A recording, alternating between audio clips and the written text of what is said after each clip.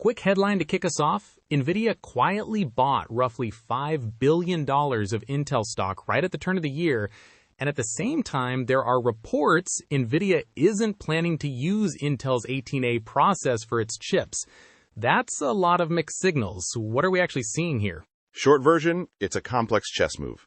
The buy, widely reported between December 30 and January 1, injects instant confidence into Intel's valuation and gives Nvidia a financial interest in Team Blue.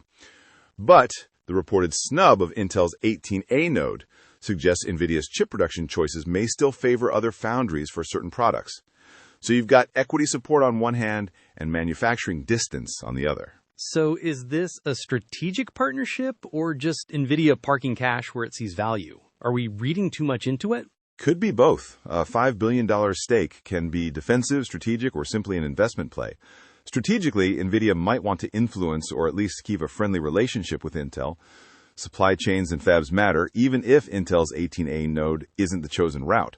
Financially, Intel had a solid 2025 comeback under new leadership, and some reporters even called it great news for 2026, so buying INTC shares could just be capitalizing on perceived upside. But the reports about skipping Intel's 18A, that feels like a blow to Intel's foundry ambitions. How should investors view INTC versus the pure-play foundries like TSMC? That's the core investor question. If you believe compute leadership, the companies designing the chips, like Nvidia, will capture the economics, then NVDA is the play.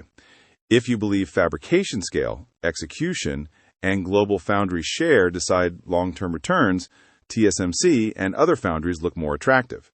Intel is a hybrid. It's rebuilding manufacturing credibility while also being a chip maker. Nvidia's stake might buoy Intel's stock, but it doesn't erase execution risk. Investors need to weigh near-term catalysts against long-term execution on process nodes and capacity. Any sign that Intel's fundamentals are actually improving and not just a market narrative? Yes, multiple outlets noted Intel's recovery in 2025, including big deals under CEO Lip-Bu Tan and improved sentiment heading into 2026. But Intel is still well off its record highs, so the upside exists if they execute. The caveat: execution timelines for advanced nodes are long, and a single major customer favoring another foundry can dent confidence. Okay, so for regular investors, is buying INTC simply riding Nvidia's coattails or a standalone thesis? Don't blindly buy because Nvidia did. Treat Nvidia's stake as a supporting factor, not proof of a strategic manufacturing tie. Evaluate Intel's roadmap, capital allocation, and whether you're betting on foundry progress or an improved chip portfolio. If you want exposure to AI supply chain without picking a hybrid, consider pure-play foundries or the compute leaders, depending on your view of who captures the margin, fabricators or architects. Nice. So equal parts hope, hedge, and a dash of corporate romance, or at least a corporate acquaintance with benefits. Exactly. A cautious dinner date, not a wedding, at least not yet. Related thread, Nvidia also spent big on Groq-related assets and talent in late 2025. How does the Groq move tie into the Intel stake and Nvidia's broader strategy? The Groq deal is a different but complementary part of Nvidia's strategy. Groq's chips are purpose-built for inference, the stage where deployed AI models actually answer queries and do real-world work. Nvidia has historically dominated training with GPUs, but inference is where cost and skill turn into revenue. Licensing Groq Tech and folding talent into Nvidia helps it hedge against competitors in inference and accelerate cheaper, faster inference across the stack. It's a classic flywheel. Are there macro risks hanging over this, like a data center bust or oversupply? Definitely. Some investors and commentators have warned about a potential slowdown among third-party data center developers. A debt or a capacity crunch could compress demand. Plus, inference economics are unsettled. Different architectures could win, and hyperscalers might vertically integrate.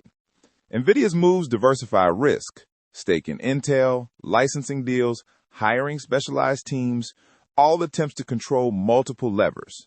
Last one. For tech pros listening who care about where to architect their stacks, what should they watch in 2026? Watch who wins on inference efficiency and software ecosystems. If inference becomes dramatically cheaper, expect a wave of enterprise AI deployments. Monitor foundry commitments and capacity for advanced nodes because supply constraints or process decisions will shape product roadmaps. And keep an eye on partnerships. Licensing deals and equity stakes can be as strategic as outright manufacturing contracts. Great. So, in plain terms, Nvidia's $5 billion in Intel is interesting, maybe useful, but not a guarantee of fab loyalty. Meanwhile, the Groq play shows Nvidia wants to own the whole AI value chain. Investors and architects both have homework for 2026. Exactly. And for anyone hoping this ends in a neat headline, technology rarely does. It ends in iterated bets, a few surprises, and a lot of proof through execution. Now back to pretending our personal cloud backups aren't just ancient USB drives. Amen to that. Thanks for the rundown. The preceding audio summary was created at jesterengine.com, where you can find and verify the original sources.